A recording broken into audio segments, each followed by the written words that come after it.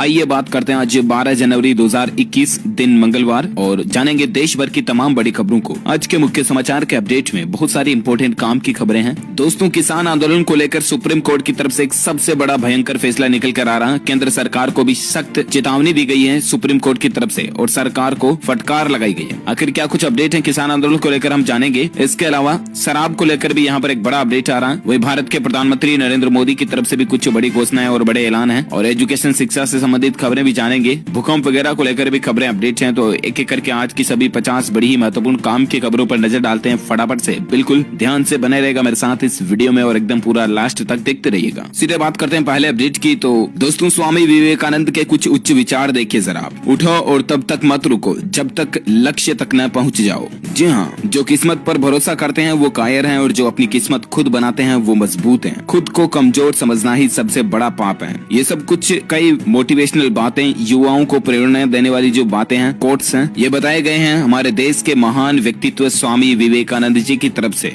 और आप सोच रहे होंगे कि भला आज मैं आपको ये क्यों बता रहा हूँ, राइट? तो मैं आपको बता दूं, आज 12 जनवरी को स्वामी विवेकानंद जी की जयंती है। उनका ये कहना दोस्तों की विपरीत समय चल रहा हो तो खुद पर भरोसा बनाए रखें और परिवार का ध्यान रखें। धैर्य से बुरा वक्त भी बदल सकता है। इस तरह की कई सारी महत्वपूर्ण और प्रेरणा देने वाली मोटिवेशनल बातें उन्होंने युवाओं को बताई थी। वाकई में हमारे देश के महान व्यक्तित्व रहे हैं। हम सब की तरफ से इनको सत सत नमन। और अगली खबर देख सकते हैं दोस्तों आप। बाजार में बिकेगा गाय के गोबर से बना पेंट, केंद्र सरकार करेगी लॉन्च। दरअसल किसानों की आय भी बढ़ेगी इससे और केंद्र सरकार जो है वो गाय के गोबर से पेंट बनाकर उसको लॉन्च करने की तैयारी में है। पेंट जो आता ना दीवारों पर पोतने का, वो ये पेंट मंगलवार को बाजार में आ भी जाएगा। केंद्रीय मंत्री नितिन गडकरी मंगलवार को इसको लॉन्च भी कर देंगे और इसकी बिक्री खादी और ग्रामोद्योग आयोग यानी कि KVIC की मदद से की जाएगी। इस गोबर पेंट को जयपुर की इकाई कुमरप्पा नेशनल हैंडमेड पेपर इंस्टीट्यूट ने तैयार किया है और इस पेंट को BIS यानी कि भारतीय मानक ब्यूरो भी प्रमाणित कर चुका है। तो दोस्तों वाकई में एक तो ये नेचुरल होगा, दूसरी बात इससे गोबर काम आएगा तो गोबर का कंजम्पशन होगा तो किसानों की आय बढ़ेगी, मतलब किसानों से गोबर खरीदा जाएगा, जाहिर सी बात है। तो ये सरकार की एक अच्छी प्लानिंग है और इसको आज ही लॉन्च करने की तैयारी भी चल रही है ना।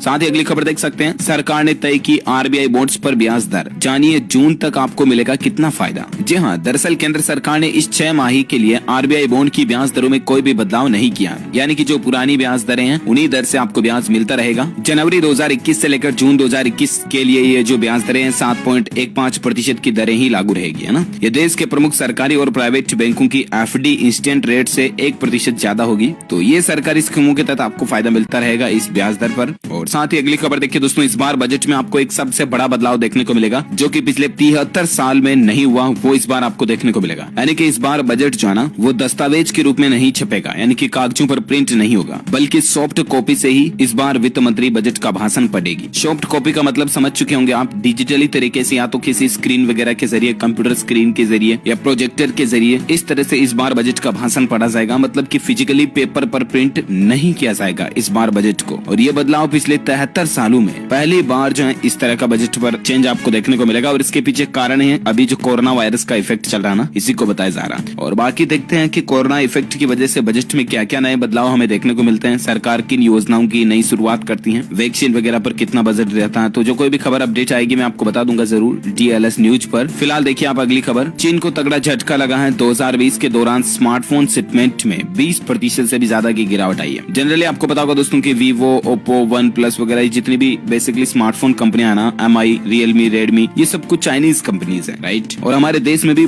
धड़ल्ले से इन कंपनीज के फोन भी बिकते हैं। लेकिन फिर भी देखिए जरा, साल 2020 में जब भारत सरकार की तरफ से आत्मनिर्भर अभियान शुरू किया गया था ना, तब हमारे इंडिया की जो दूसरी कंपनीज हैं या जो दूसरे देशों की कंपनीज हैं, सैमसंग वगैरह की, इनके फोन भी काफी बिकना शुरू हुए थे। मतलब कि चाइनीज फोन को तब लोगों ने थोड़ा सा इग्नोर करना शुरू किया था और उससे भी चीन को कितना नुकसान हुआ, 20% से भी ज्यादा की गिरावट स्मार्टफोन शिपमेंट में चीन में देखी गई साल 2020 में ही। तो उम्मीद है 2021 में भी आप प्लीज चाइनीज फोन वगैरह ना खरीदें और चाइना की कोई भी चीज ना खरीदें यार। बाइकआउट चाइना रखो हमेशा अपनी लाइफ में। आत्मनिर्भर भारत को अगर आगे बढ़ाना तो भारत की ही बनी हुई मेड इन इंडिया चीजें ही खरीदें आप। मेरी तो आपसे यही रिक्वेस्ट है, बाकी आपकी मर्जी। और अगली खबर देखिए दोस्तों, अनुष्का और विराट के घर एक नन्ही परी आई है। आपको तो पता चली गया होगा, खुशखबरी मिली गई होगी अब तक। तो अनुष्का शर्मा ने बेटी को जन्म दिया है। पति विराट ने सोशल मीडिया पर ये गुड न्यूज भी शेयर की है। अनुष्का शर्मा और विराट कोहली अब पेरेंट्स, माता पिता बन गए हैं। एक्ट्रेस ने सोमवार को बेटी को जन्म दिया। उनकी डिलीवरी मुंबई के ब्रिच कैंडी हॉस्पिटल में हुई है और उन्होंने लिखा कि उनकी बेटी एकदम ठीक है। तो दोस्तों वाकई में हम सभी की तरफ से भी अनुष्का और विराट कोहली को मैनी कॉन्ग्रेचुलेशन और उस नन्ही परी के लिए छोटा सा नन्हा सा वेलकम, समझ गए हो ना। बाकी अगर आप भी विराट कोहली के फैंस है तो इस वीडियो पर एक लाइक जरूर कीजिएगा, दिल से लाइक ठोक दीजिए फटाफट से। और अपन आगे बढ़ते हैं अगली खबर में। तो देखिए साल 2022 तक इंडिया की जीडीपी में होगा सुधार, 10.1% रहने का अनुमान है। ICRA की तरफ से हाल ही में एक सर्वे कराया गया और इसमें इस बात का पता चला।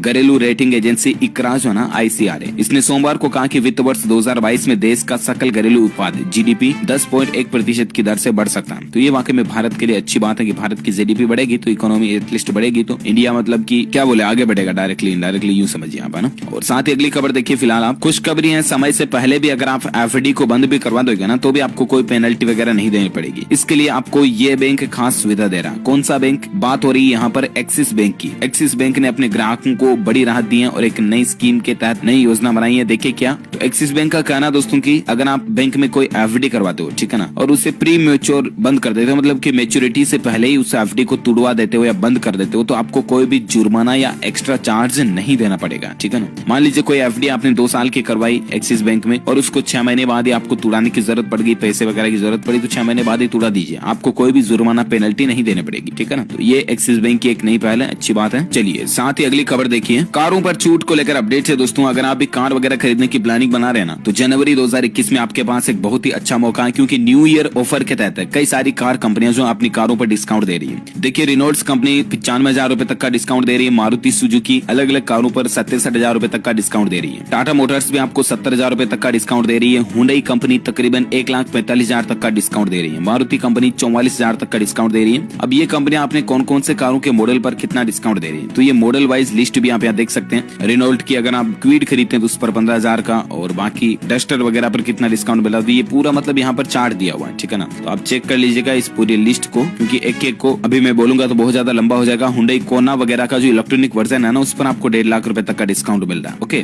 तो अगर आप भी दोस्तों कार वगैरह खरीदने की प्लानिंग बना रहे हैं ना, तो जनवरी का महीना आपके लिए बेस्ट है। इस महीने में आप बुकिंग कराते हो तो आपको ये न्यू ईयर के ऑफर के जो बेनिफिट्स हैं ये मिल जाएंगे, ठीक है। चलिए साथ ही फिलहाल अगली खबर देखिए, पंजाब समेत उत्तर भारत में कई सारे भूकंप के झटके लगे हैं। जम्मू कश्मीर का किश्तवाड़ा जो है वो भूकंप का केंद्र था। दरअसल कल ही पंजाब समेत उत्तर भारत के कई शहरों में भूकंप के तेज झटके महसूस किए गए। रिएक्टर पैमाने पर तकरीबन इसकी भूकंप की तीव्रता जो 5.1 मापी गई, लेकिन भगवान की राहत की बात ये दोस्तों की कोई भी जान माल का नुकसान नहीं हुआ, तो ये अच्छी बात है। अच्छा, कुछ मौसम समाचार और कोरोना से संबंधित खबरें और कृषि कानूनों से जुड़ा किसान आंदोलन को लेकर भी सबसे बड़ा अपडेट है, मैं आपको थोड़ा आगे बताऊंगा। फिलहाल कुछ और खबरों पर नजर डालते हैं। खबर देखिए जरा, भारत के प्रधानमंत्री नरेंद्र मोदी ने युवाओं से स्टार्टअप इंडिया अंतर्राष्ट्रीय शिखर सम्मेलन में शामिल होने का आह्वान किया। 15 और 16 जनवरी को ये कार्यक्रम है। जहां भारत के प्रधानमंत्री नरेंद्र मोदी ने 15 जनवरी और 16 जनवरी को युवाओं से स्टार्टअप इंडिया अंतर्राष्ट्रीय शिखर सम्मेलन प्रारंभ में भाग लेने का आह्वान किया। इसमें युवा स्टार्टअप लीडर के अलावा उद्योग, शिक्षा, निवेश, बैंकिंग और वित्त क्षेत्र के लोगों को भी शामिल होने को कहा गया है।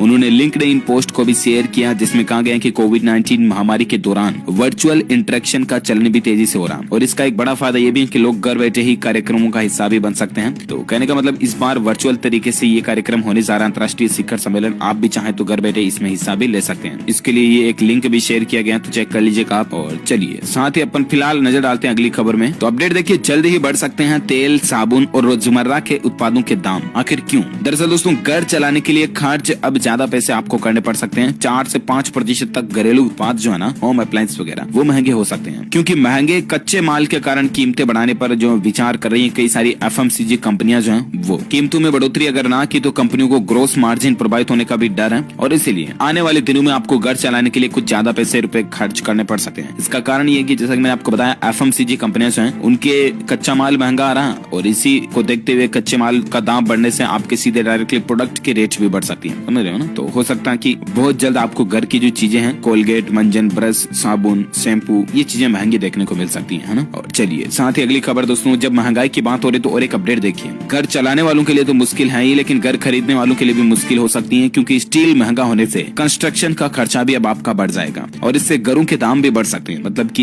ये फ्लैट वगैरह खरीदने की अगर आप प्लानिंग कर रहे हैं, घर वगैरह, मकान वगैरह, तो भी इनकी भी रेटें बढ़ सकती हैं। अब इसके पीछे वजह क्या है? देखिए जरा, तकरीबन 1000 स्क्वायर फीट का घर बनाने का खर्च जो है ना, वो 1.5 लाख रुपए तक बढ़ चुका। कारण क्या है, तो स्टील के दामों में बढ़ोतरी एक, तो दूसरी चीज कितनी बढ़ोतरी हुई स्टील में भी पहले ये देखिए आप, स्टील का थोक भाव एक साल में 55% बढ़कर 58,000 प्रति टन पहुंच चुका। वहीं आयरन और के दाम 6 महीने में 135% बढ़ गए। लोहा वगैरह भी महंगा हो रहा है और इससे घर बनाने का खर्च जो प्रति वर्ग फुट 150 रुपए तक बढ़ चुका है। समझ रहे हो ना, मतलब कि मान लीजिए अब छत डालने के ऊपर आरसीसी वगैरह डालते हैं, अब उसमें अगर स्टील के पाइप्स और स्टील के मतलब तार वगैरह वो कहते हैं वो डाले, या लोहे के भी डाले बिना जंग वाले टाटा के कंपनी के तार वगैरह, या ऐसे कोई कंपनी के तार वगैरह डाले ना, तो उनकी रेटिंग जाहिर सी बात है महंगी रहेगी, क्योंकि उनको माल ही महंगा मिलता है। तो ये कुछ चीजें आपको महंगाई भी देखने को मिल सकती है। अगर आप मकान वगैरह बनाने की प्लानिंग बना रहे हैं या खरीदने की प्लानिंग बना रहे हैं तो भी ये खर्चा आपका एक्स्ट्रा ही लगेगा। समझ रहे हो ना।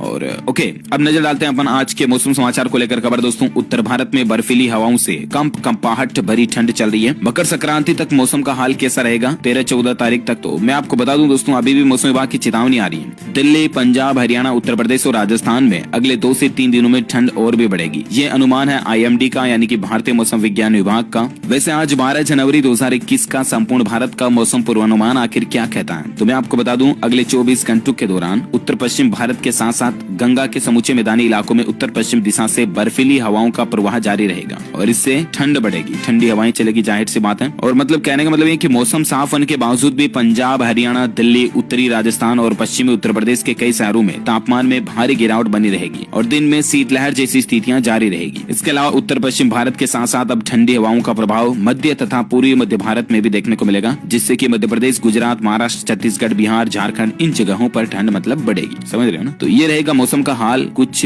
और बाकी कल ही आपको बताओगे सराफा बाजार में सोने चांदी के रेट में भारी गिरावट आई, लेकिन आज वापस भारी महंगाई भी देखने को मिली। गोल्ड महंगा हुआ है, चांदी में 1100 रुपए से ज्यादा की तेजी देखी गई और सोना जो है, वैसे सोना 389 रुपए प्रति 10 ग्राम की बढ़ोतरी हुई और चांदी में 1137 रुपए प्रति किलोग्राम की बढ़ोतरी हुई। उसके बाद अभी सोने का रेट 48,477 रुपए प्रति 10 ग्राम पर बंद हुआ और वहीं चांदी का रेट 63,589 रुपए प्रति किलोग्राम पर चलना। ओके, ये रहा आज का सराफा update gold and silver price today news के तहत। और अब नजर डालते हैं अपन कोरोना वायरस से संबंधित कुछ खबरों पर और इसके अलावा बर्ड फ्लू को लेकर भी यहाँ पर अपडेट है। तो आइए, कोरोना पर दोस्तों कल ही आपको बताऊंगा वैक्सीनेशन यानी कि टीकाकरण के अभियान को लेकर भारत के प्रधानमंत्री नरेंद्र मोदी ने कल ही देश के राज्यों के मुख्यमंत्रियों के साथ बातचीत की, मीटिंग की, वार्तालाप की, राइट। और उसमें पीएम मोदी ने कहा, मुख्यमंत्री से कहा उन्होंने, एक तो हमारी वैक्सीन जो वो दुनिया में सबसे किफायती है, देश की जरूरत के हिसाब से इसको तैयार किया गया है। इसके अलावा पीएम मोदी का यह भी निर्देश रहा कि वैक्सीन के लिए कतार में न लगे नेता लोग अपनी बारी का इंतजार करें, यानी कि सबको बारी बारी से वैक्सीन लगाई जाएगी। सबसे पहले दोस्तों भारत सरकार की प्लानिंग है कि जो हेल्थ कर्मचारी वगैरह फ्रंट लाइन वर्कर्स हैं उनको वैक्सीन दी जाएगी।